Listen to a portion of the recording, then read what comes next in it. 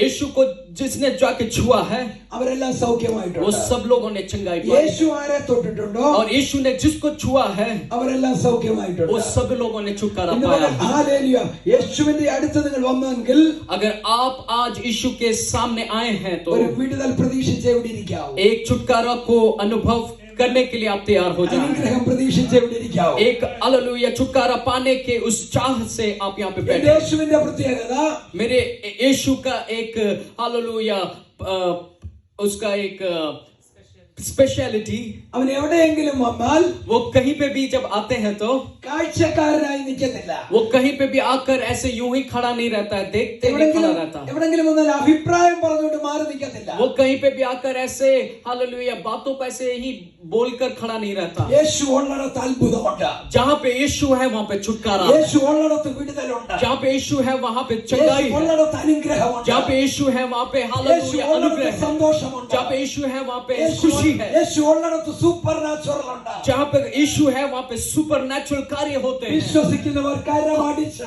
जो भी विश्वास करते हैं सभी अपने हाथों को तालियों को बजाते हुए हालेलुया विश्वास करने वाले तालियों को വിശ്വസിക്കുന്നവർ बजाएं കരമടിച്ചൊന്ന് ദൈവത്തെ हालेलुया ताली को बजाते हुए स्तुति करें उसकी स्तुति का प्रशंसा करें हालेलुया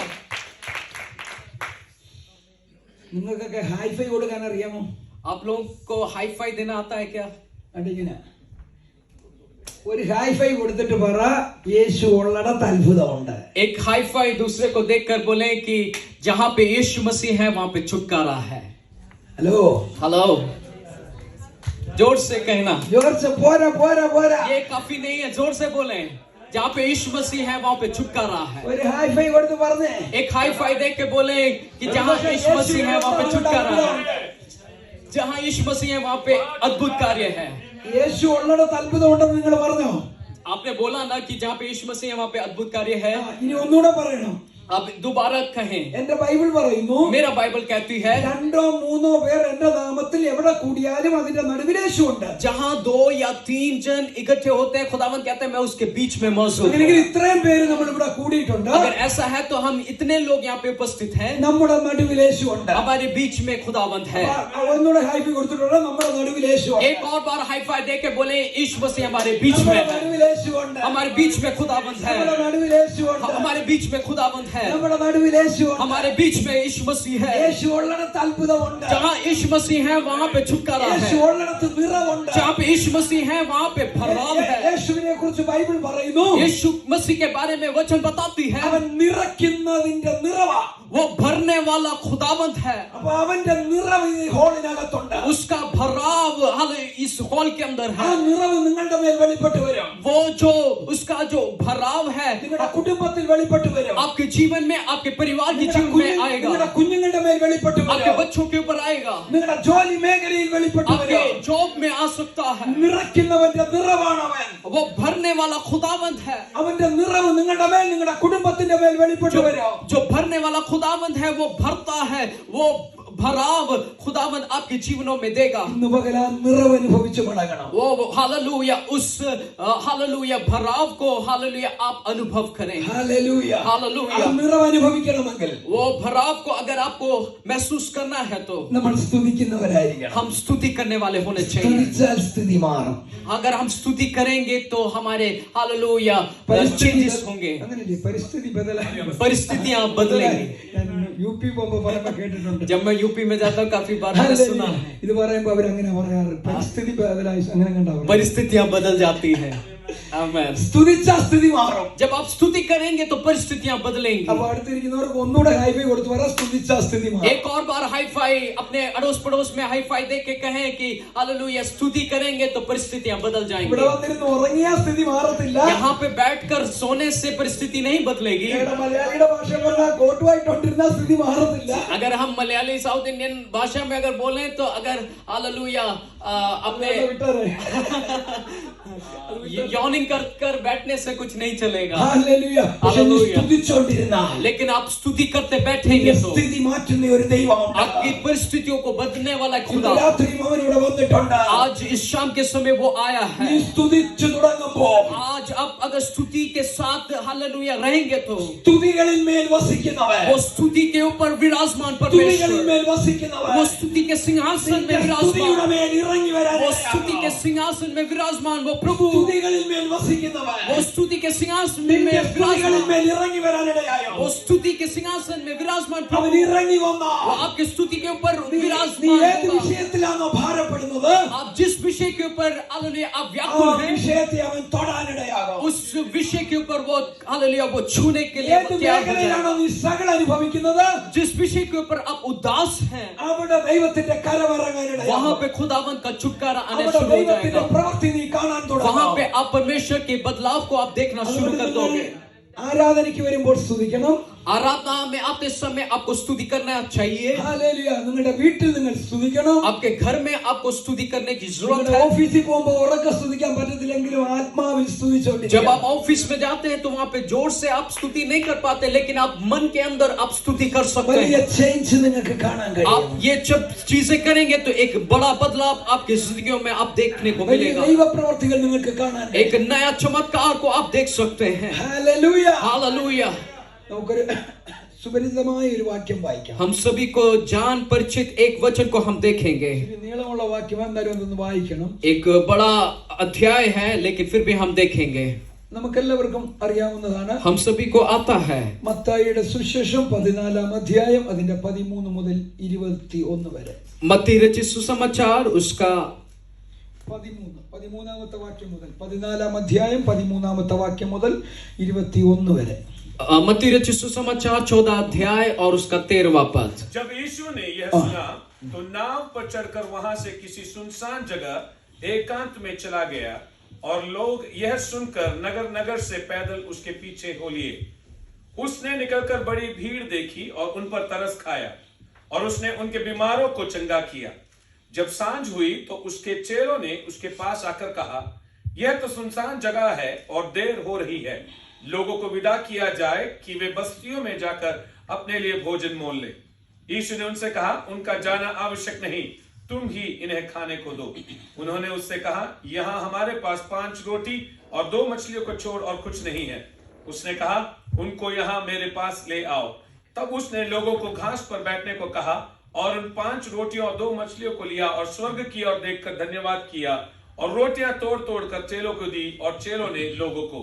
और सब खाकर तृप्त हो गए और उन्होंने बचे हुए टुकड़ों से भरी हुई 12 टोकरियां उठाई और खाने वाले स्त्रियों और बालकों को छोड़कर 5000 पुरुषों के अटकल थे. ഈ സ്റ്റോറി നമുക്കെല്ലാം അറിയാവുന്ന സ്റ്റോറിയാണ്. ये कहानी हम सभी जानते हैं. ഞങ്ങളുടെ മലയാളികളുടെ ഇടയിലാണ് സൺഡേ സ്കൂൾ മുതൽ കേൾക്കുന്ന സ്റ്റോറി. हमारे मलयालियों के बीच में ये संडे स्कूल से सुना हुआ कहानी है. ഇതിനകത്തുനിന്ന് തുടങ്ങുന്ന വാക്യത്തിൽ 1-2 ദൂത് പറഞ്ഞിട്ട് മെയിൻ ദൂതിലേക്ക് വരാം. मैं इन वचनों के प्रारंभ में कुछ वचनों को बोलकर मैं हालेलुया जो परमेश्वर का जो कलाम है उसको मैं बांटना അതിന്റെ चाहूंगा. 13ാം വാക്യം മുതലാണ് നമ്മൾ വായിച്ചത്. इसके हालेलुया 13वां पद से हमने पढ़ना शुरू किया था. അവിടെ പറയുന്നു, അത് കേട്ടിട്ട് तब वो सुनकर യേശു അവിടം വിട്ട് പടകിൽ കയറി और वो वहां से हटकर वो हालेलुया उस नाव पर चढ़ गया. നിർജ്ജനമായ ഒരു സ്ഥലത്തേക്ക് മാറിപ്പോയി. वो एक सुनसान एक जगह पे चला गया. അത് കേട്ടിട്ട് वो सुनकर എന്ത് കേട്ടിട്ട്? क्या सुनकर അതിന്റെ മുകളിൽ കിടപ്പുണ്ട്, എന്ത് കേട്ടിട്ടാ യേശു പോയത്? उसके ऊपर के वचन में हम पढ़ सकते हैं कि क्या सुनकर वो लोग गए. യോഹന്നാൻ സ്നാപകന്റെ തല വെട്ടിയത് അറിഞ്ഞ് जब उन्होंने सुना कि यूहन्ना बपतिस्मा देने वाले के सिर को कलम कर दिया, അവന് യോഹന്നാൻ സ്നാപകന്റെ തല വെട്ടി ഒരു താലത്തിൽ ഹല്ലേലൂയ ഹേരോദാവിന്റെ മുമ്പിൽ കൊണ്ടുവച്ചത് കണ്ടിട്ട് और जब उन्होंने देखा कि यूहन्ना बपतिस्मा देने वाले के सिर को कलम कर कर उस थाली पर सजाकर हेरोदेस राजा के सामने लेके आए, യേശു അത് കേട്ടിട്ട് ഭയങ്കര ഭാരത്തോടെ जब यीशु ने उस वार्ता को सुना एक भार के साथ, വേദനയോടെ एक वेदना के साथ നിർജ്ജനമായ ഒരു സ്ഥലത്തേക്ക് एक വാങ്ങി सुनसान जगह पे वो चला गया. ആരുമില്ലാത്ത ഒരു ഒറ്റപ്പെട്ട സ്ഥലത്തേക്ക് മാറിപ്പോയി. ऐसा कोई ना है, ऐसा कोई जगह वहां पे वो चला गया। അവിടെ പോയത് പ്രാർത്ഥിക്കാൻ വേണ്ടിയാ. वो वहां पे इसलिए गया प्रार्थना करने के लिए। യേശുവിനെ കുറിച്ച് 4 സുവിശേഷങ്ങളിൽ പഠിക്കുമ്പോൾ यीशु मसीह के बारे में अगर वो उन 4 हालेलुया पत्रिकाओं में अगर हम जब पढ़ते हैं तो അവിടെ പലയിടത്തും യേശുവിനെ കുറിച്ച് ഇങ്ങനെ എഴുതിയിട്ടുണ്ട്. वहां पे इस प्रकार से ഇങ്ങനെ इस എഴുതിയിട്ടുണ്ട്. प्रकार से लिखा है, അവൻ നിർജ്ജന പ്രദേശത്തേക്ക് മാറിപ്പോയി. वो सुनसान जगह की ओर हट गया, അവൻ മരുഭൂമിയിലേക്ക് മാറിപ്പോയി. वो मरुभूमि की तरफ चला गया, അവൻ താഴ്വരയിലേക്ക് ഇറങ്ങിപ്പോയി. वो हालेलुया तराई की ओर चला गया, അവൻ മലമുകളിലേക്ക് वो കയറിപ്പോയി. पहाड़ के ऊपर चला गया। ഇവിടെ എല്ലാം യേശു പോയത് यहाँ सब जगह पर यीशु मसीह इसलिए गया, രാവിലെ മുതൽ വൈകിട്ട് വരെയുള്ള മിനിസ്ട്രി കഴിഞ്ഞിട്ട് हालेलुया सुबह से लेके शाम तक का मिनिस्ट्री खत्म कर പ്രാർത്ഥിക്കാൻ വേണ്ടി മാറിയിരിക്കാനാ. वो प्रार्थना करने के लिए, अपने लिए अलग करने के लिए वो गया, പ്രാർത്ഥിക്കാൻ വേണ്ടി മാറിയിരിക്കാനാ. सिर्फ प्रार्थना करने के लिए वो हटा है। ഇന്ന് വൈകിട്ട് നിങ്ങളോട് ഞാൻ ആഹ്വാനം ചെയ്യുന്നു. आज शाम के सामने मैं आपके सामने ये बात रखना चाहता നമ്മുടെ हूँ, ജോലി തിരക്കുകളുടെ ഇടയിൽ हमारे जॉब के हालेलुया उस समय में भी, നമ്മുടെ ബിസി ഷെഡ്യൂളിനിടയിൽ हमारे बिजी स्केड्यूल में भी നിങ്ങൾക്ക് പ്രാർത്ഥിക്കാൻ അല്പസമയം ഉണ്ടായിരിക്കണം. आपको एक प्रार्थना करने का एक अलग समय होना चाहिए। പ്രാർത്ഥിക്കുന്ന ഒരു സമയം നമ്മുടെ ലൈഫിനകത്ത് एक ഉണ്ടായിരിക്കണം. प्रार्थना करने का एक अलग दाय हमारे जीवन में होना चाहिए। ഇരിക്കുന്നവർക്ക് കരം കൊടുത്ത് പറ, പ്രാർത്ഥിക്കുന്ന ഒരു ചെറിയ സമയം ഉണ്ടായിരിക്കണം. हालेलुया अपने बगल बैठे हुए लोगों को बोले, हाथ पकड़ के बोले कि प्रार्थना करने का एक अलग समय होना चाहिए, പ്രാർത്ഥിക്കുന്ന ഒരു റൂം ഉണ്ടായിരിക്കണം. एक प्रार्थना करने का अलग रूम होना चाहिए। ഹല്ലേലൂയ. ഇവിടെ അതിന് പറ്റത്തില്ല, പക്ഷേ എങ്കിലും ഞാൻ പറയുക, यहाँ पे हम नहीं कर सकते, लेकिन फिर भी मैं बताना ദൈവം चाहूंगा, നിങ്ങളെ അനുഗ്രഹിച്ച് മനോഹരമായ വീട് തരുമ്പോ, जब खुदावंद आपको अनुग्रह करके एक अच्छा घर को जब देते समय, എനിക്ക് വൈഫ് 2 കുഞ്ഞുങ്ങള്, അങ്ങനെ ഓരോരുത്തർ ചിന്ത, എന്റെ കാര്യം ഓരോരുത്തരുടെ കാര്യം ഇങ്ങനെ ചിന്തിച്ചെന്നിരിക്കട്ടെ. मेरे को एक बीवी और 2 बच्चे हैं। ഗസ്റ്റ് വന്നാൽ ഒരു റൂം, गेस्ट आएंगे तो एक रूम, അങ്ങനെ മാത്രം ചിന്തിച്ച് വീട് വാങ്ങിക്കരുത്. वैसा ही सोच कर घर ना खरीदें। ഒരു റൂം പ്രാർത്ഥനാ റൂമായി നിന്റെ വീടിനകത്തുണ്ടാകും. एक अलग कमरा आपके घर में होना चाहिए, वो प्रार्थना का घर होना चाहिए। एक प्रार्थना का कमरा आपके घर में होना ഞാൻ चाहिए। പറഞ്ഞ ആശയം നിങ്ങൾക്ക് മനസ്സിലായോ? मैं जो बताना चाहता हूँ वो आशय आप समझ गए എങ്ങനെ होंगे। ആദ്യം കണക്കൂട്ടുന്നത് ഇങ്ങനെ, वो इस प्रकार से हम हालेलुया उसको कैलकुलेट करते വീട്ടിൽ हैं, എത്ര പേരുണ്ട്, घर में कितना जन है, അഥവാ ഒരു ഗസ്റ്റ് വന്നാൽ താമസിക്കണം. घर में अगर कोई गेस्ट आए तो उनको रहने के लिए एक स्थान, ഇച്ചിരി എക്സ്പെൻസ് ആയാലും കുഴപ്പമില്ല, ഒരു റൂം, ഒരു പ്രാർത്ഥനാ റൂം നിങ്ങൾക്ക് ഉണ്ടാകട്ടെ.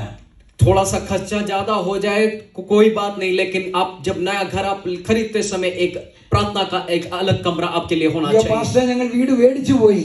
अरे पास्टर जी मैंने घर तो खरीद लिया, കുഴപ്പമില്ല, 1-2 വർഷം പ്രാർത്ഥിച്ചാൽ ഇതിലും വലിയ വീട് ദൈവം നിങ്ങൾക്ക് തരും. कोई बात नहीं, 2-4 साल और अपना प्रार्थना करें, इससे भी बड़ा घर आपको खुदा അതിനകത്ത് देगा। നിങ്ങൾക്ക് റൂം ഉണ്ടാകട്ടെ. उसके अंदर एक कमरा खुदा के लिए യേശു होने पाए। എല്ലാവരും തനിച്ചാക്കിയിട്ട് പ്രാർത്ഥിക്കാൻ പോകുന്ന ഒരു അനുഭവം ഉണ്ടായിരുന്നു. यीशु मसीह सभी को अकेले छोड़कर तन्हा हालेलुया अपने आप को अलग करके एक ऐसा एक समय, പിതാവിനോട് സംസാരിക്കുന്ന ഒരു സമയം उस ഉണ്ടായിരുന്നു. अब्बा पिता से बात करने का एक समय, നിങ്ങൾക്ക് നിങ്ങളുടെ ദൈവത്തോട് സംസാരിക്കുന്ന ചില സമയങ്ങൾ ഉണ്ടാകട്ടെ. आपको खुदावंद से बात करने का एक समय होने पाए, പ്രാർത്ഥിക്കുന്ന ചില സമയങ്ങൾ प्रार्थना करने का एक समय हो जाने पाए, ദൈവവുമായി താഴമേറിയ ക്ലോസ് ആയ ചില റിലേഷൻഷിപ്പ് ഉണ്ടാകട്ടെ. परमेश्वर के साथ एक हालेलुया अच्छा संबंध हो जाने पाए। ഒരു സൺഡേ വിശ്വാസിയായി നമ്മൾ മാറരുത്. एक हालेलुया रविवार विश्वासी बनकर हम जीने वाले നമുക്ക് लोग ना എല്ലാ रहें। ദിവസവും ഈ കണക്ഷൻ ഉണ്ടായിരിക്കണം. हर प्रतिदिन हमारा कनेक्शन खुदावंद से होने എല്ലാ पाए, ദിവസവും ദൈവവുമായിട്ടൊരു കണക്ഷൻ ഉണ്ടായിരിക്കണം. खुदा से हमारा अच्छा संबंध हमेशा होने पाए। സൺഡേ മാത്രമുള്ള കണക്ഷൻ അല്ല, सिर्फ संडे ही कनेक्शन नहीं, 24 അവേഴ്സും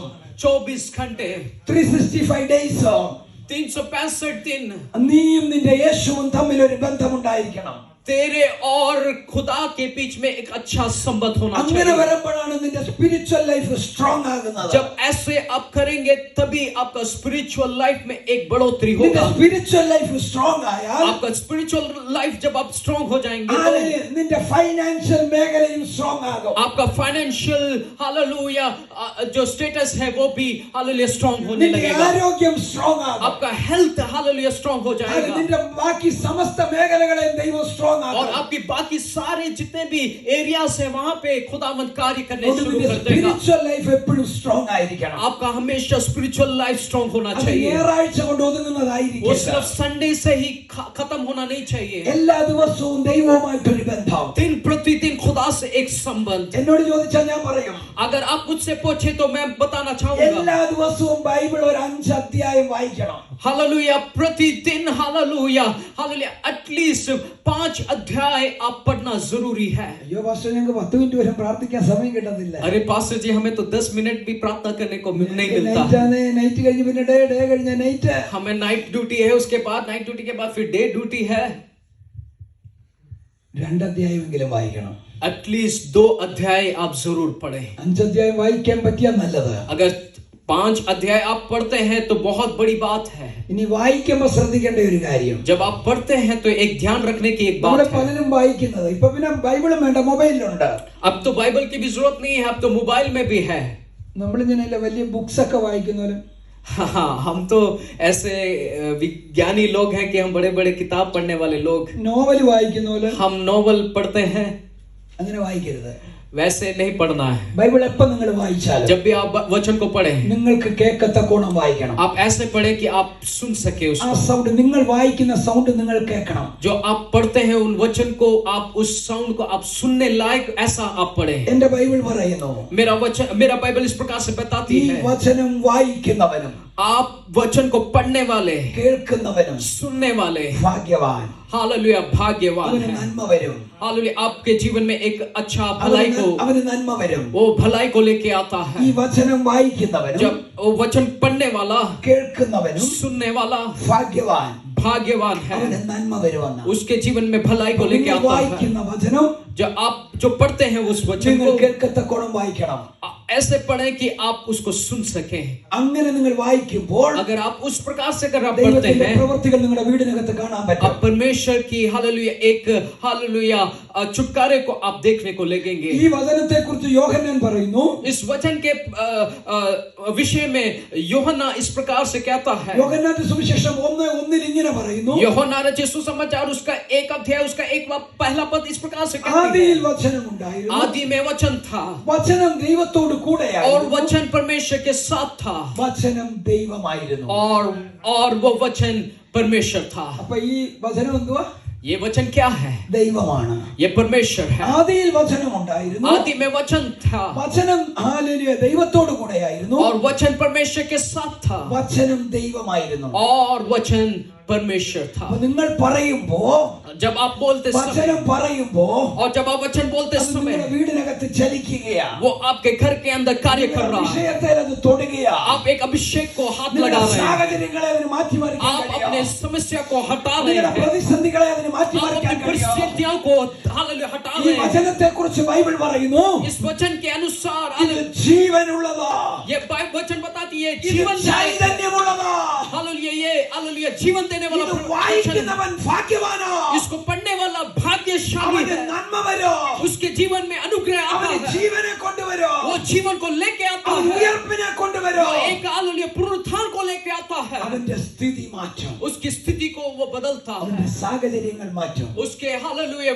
व्यवस्था को हालेलुया वो बदलता है. വിശ്വസിക്കുന്നവർ കരം विश्वास करने वाले तालियों को बजाते हुए उसकी स्तुति और प्रशंसा करें.